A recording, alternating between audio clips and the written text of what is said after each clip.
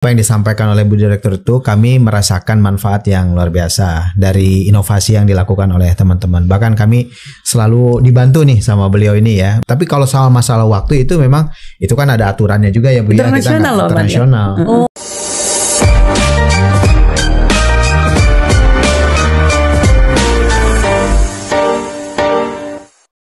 Seperti itu. Ngomong-ngomong soal polling nih, ada juga nih polling di sini. Menurut kamu apa penghambat terbesar inovasi di Indonesia nih kalau menurut netizen gitu ya? Ini 55% ternyata katanya proses birokrasinya yang masih rumit nih. Gitu. Yang kedua kurang kreatif. Yang kedua itu dana. Tadi soal pendanaan kata Pak Hairul udah di-mention. Kurang kreativitas sama kurang.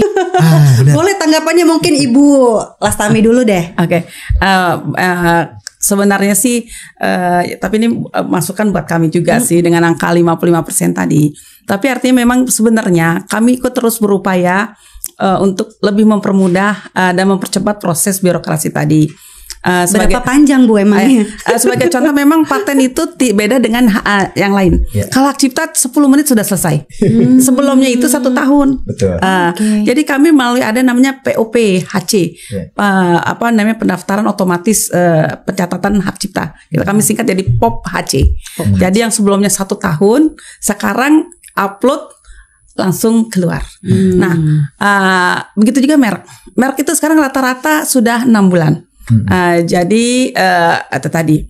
Terus kemudian desain industri juga sudah 6 bulan yang sebelumnya 1 tahun karena ini pemeriksaan. Karena kan kalau selain hak cipta itu ada proses yang membuat ada waktu yang tidak bisa, yang membuat orang bilang katanya menambah lama. Itu salah satunya adalah ada hak masyarakat untuk memberikan somasi keberatan. Kita sebut adalah pengumuman publikasi. Jadi dulu DJKI pernah punya tagline work from anywhere pada saat COVID ya. Itu malah permohonan paten dalam negeri malah naik. Mungkin banyak karena dirumahkan dosen segala macam pada meneliti. Akhirnya daripada nggak ada yang dikerjain, mungkin meneliti itu akhirnya. Walhasil nilai permohonan dalam negeri malah naik tuh.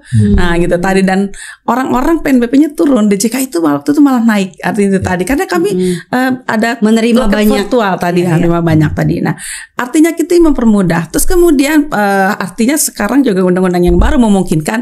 Misalnya UI dalam ini kita mau komersialisasi tadi, itu ada proses misalnya publikasi dipercepat. Jadi kalau paten biasa itu ada proses administrasi 18 bulan. Kemudian ditambah lagi 6 bulan, 24 bulan termasuk yang dorman tadi. Istilahnya tuh inaktif dokumen karena menunggu tadi kan. Tapi saya mau mempercepat proses publikasi, tapi publikasi cepat 6 bulan. Jadi hanya begitu ini kita percepat publikasinya, tapi waktunya tetap 6 bulan. Tapi tentunya bayar PNBP. Misalnya di saat pembayaran pertama kali itu tadi sekaligus bayar biaya patennya dan percepatan publikasinya tadi. Yang dipercepat waktunya dimajuin nggak 18 bulan nunggu, tapi itu tadi. Tapi tetap 6 bulan ya. Tapi kitanya juga harus proaktif terus kali ya Bu ya. Kan ada prosesnya tadi gini, administrasi, publikasi, dan substantif. Ada 3 hal yang penting. Di administrasi lulus, baru publikasi, kemudian masuk ke substantif. Nah substantif pun nanti kan waktunya kalau paten biasa 30 bulan maksimal.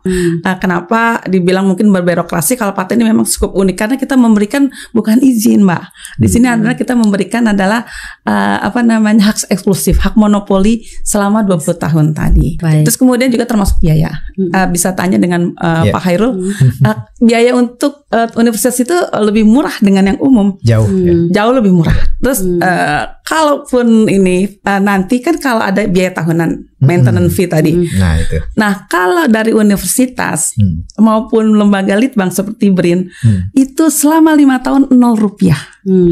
Sementara kalau untuk orang luar, perusahaan yang besar nggak ada, tetap harus bayar full. Jadi itu tadi. Jadi kalaupun nanti belum ada lagi tahun ke-6 bisa bersurat ke kami. Jadi itu salah satu kami untuk membackup supaya ayo dong perguruan tinggi banyak patennya gitu. Karena standar internasional untuk menjadi the world class university yang dihitung adalah risetnya, berapa jumlah paten kan. Tadi. I see. Nah kalau dari Pak Hairul selama ini yang dirasakan dan teman-teman juga researcher gitu ya, emang lah selama itu birokrasinya? Sebenarnya saya mau mengatakan bahwa Gak apa-apa ya Bu ya, kita buka-bukaan di sini. Gitu kan, misalnya jadi gitu. benar. Jadi apa yang disampaikan oleh Bu Direktur itu kami merasakan manfaat yang luar biasa dari inovasi yang dilakukan oleh teman-teman. Bahkan kami selalu dibantu nih sama beliau ini ya. Tapi kalau soal masalah waktu itu memang itu kan ada aturannya juga ya Bu ya. Kita internasional.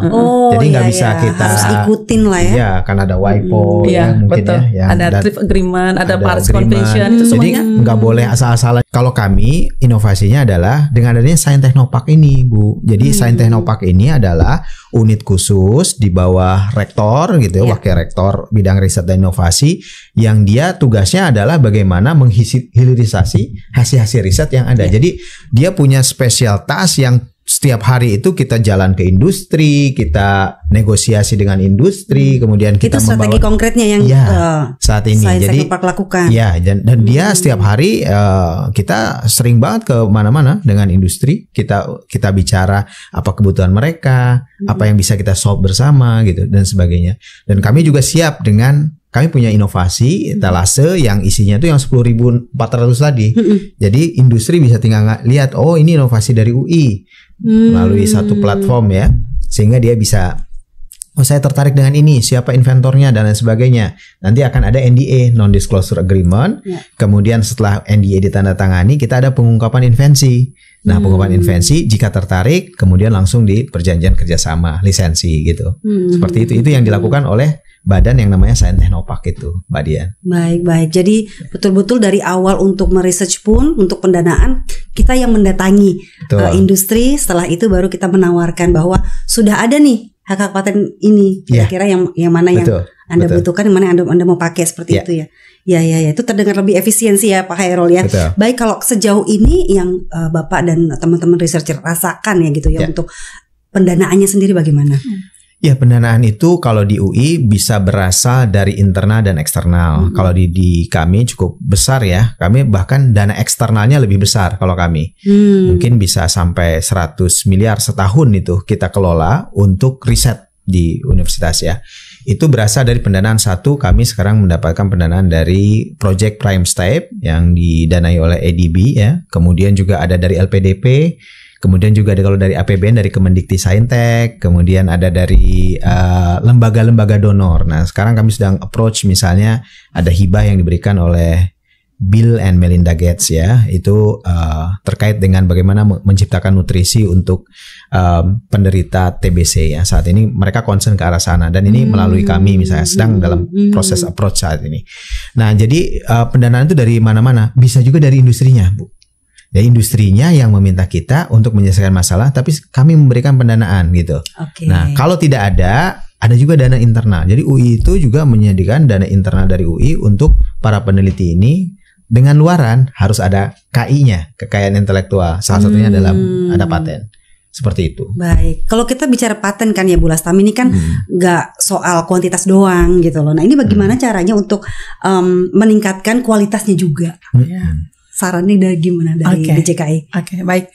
Terima kasih Mbak Dian. Jadi memang kami ini punya beberapa program flagship kami, program unggulan istilahnya tadi ya.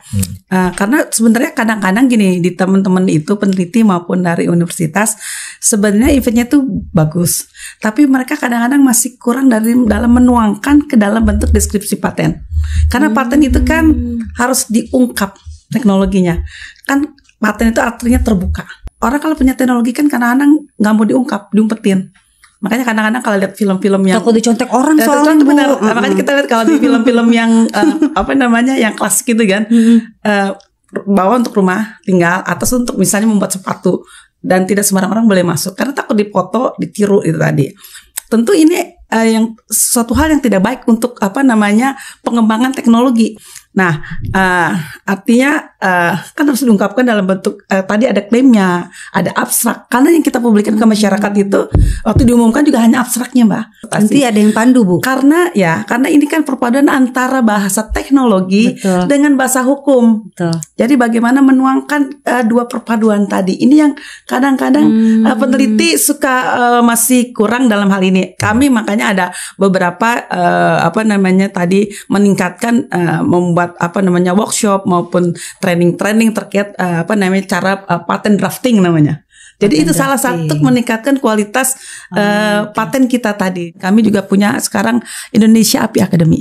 Jadi Indonesia API Academy itu punya ada modul-modul tertentu yang nanti harus diselesaikan dan sekolahnya melalui online tadi. Jadi seperti Bu Lasami bilang ATM amati, tiru dan modifikasi nggak apa-apa, tapi yang penting ada inovasi walaupun sedikit begitu ya Bu ya. Iya. Ini kan yang jadi menarik ini kan ternyata kurang kreatif juga menjadi salah satu ini ya Pak Khairul tuh gimana? Kenapa? Apa yang terjadi? Kenapa dibilang kurang kreatif? Iya, ini sebenarnya pertanyaan kepada para peneliti ya. Tetapi sebenarnya para peneliti itu kalau mereka sering terjun ke lapangan gitu ya, dan mereka memahami apa kondisinya, itu kurang kreatif itu mungkin menjadi sirna gitu ya. Gara-gara misalnya mereka memahami apa yang sebenarnya harus dilakukan. Jadi kebanyakan kita itu kalau peneliti tahu dosen, kuliah pulang, tapi mereka kurang misalnya mendalami bidangnya, misalnya harusnya terjun ke industrinya, supply market. Betul. Itu yang harus dilakukan. Mereka datang ke industri, apa permasalahannya, ke bisnis ya. Bukan hanya kita berbicara bukan hanya industri manufaktur misalnya, tidak. Tapi berbicara misalnya ke industri keuangan gitu ya, ke fintech dan lain sebagainya. Itu bisa dilakukan seperti itu. Nah, maka dari itu para peneliti sudah saatnya untuk bisa lebih dekat lagi dengan industri. Ini juga benar nih, kurang link dengan industri. Ya? Cuman masalah itu Mbak, ini nomor terakhir kan kurang link dengan industri. Iya, betul. Karena industri di Indonesia ini tidak distributed well, semuanya tuh di Jawa banyak ya Mbak. Kalau kita berbicara di Sulawesi atau di Sumbawa gitu, di NTT dan sebagainya, industrinya itu belum available seperti hanya di tempat kita ini. Jadi link dengan industri ini memang perlu usaha juga untuk jemput bola gitu ya. Jadi harus ada bidang misalkan di badan atau di industri, di universitas itu yang kemudian khusus untuk menyediakan link-link tersebut. Jadi harus ada orang yang kreatif datang ke industri, melis mana kerjasamanya dan sebagainya, kemudian direalisasikan dengan para peneliti yang tadi dihubungkan dengan para peneliti. Jadi Sains Technopark ini memang kayak Mak Comblang Mbak. Dia itu tugasnya adalah ke industri dan kemudian ketika ada dibawa ke sana, dicari siapa penelitinya. Marketingnya perlu diperkuat.